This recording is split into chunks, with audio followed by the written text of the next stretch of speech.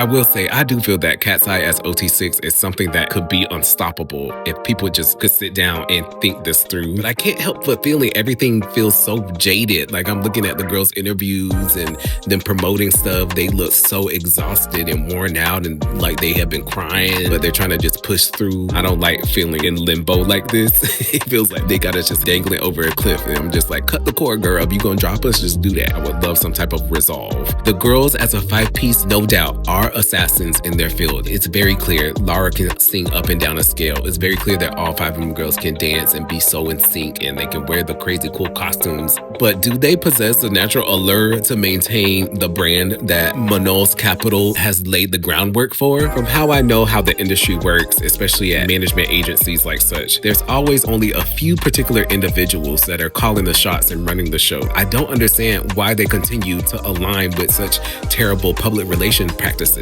Like none of this that we're observing is crazy. And one could say, oh, well, that's their standards. You can't go up into a Korean hit factory and tell them how to run their machine. That's like us going up to Berry Gordy and being like, oh, well, we don't like how you are styling the Supremes, so we need to have a talk. They have their own cultural practices on how they want to do their entertainment in Korea. However, Cat's Eye is signed to Hybe/Geffen. So what about Geffen? They're a big part of the chaos that we're witnessing right in front of our eyes. And it's very clear that they don't even have all their ducks in a row. They don't even know what to do with their artists. Have y'all not seen how they managed Camila Cabello? Like CXOXO received very minimal promotion, even though it had some quality bangers for once.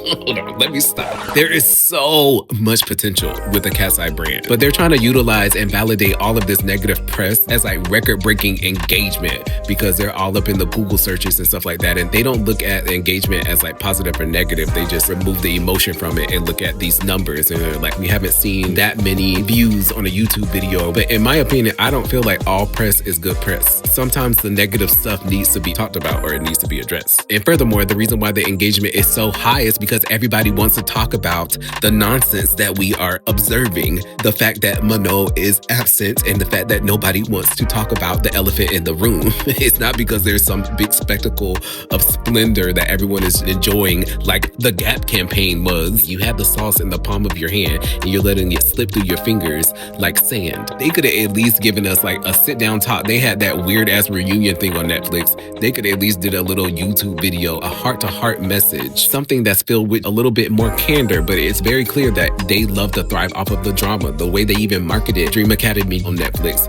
shows you like they thrive off of the messiness of the group and not the talent or the sisterhood that they try to market in the imagery. This is the fastest way to make a musical ad become forgettable.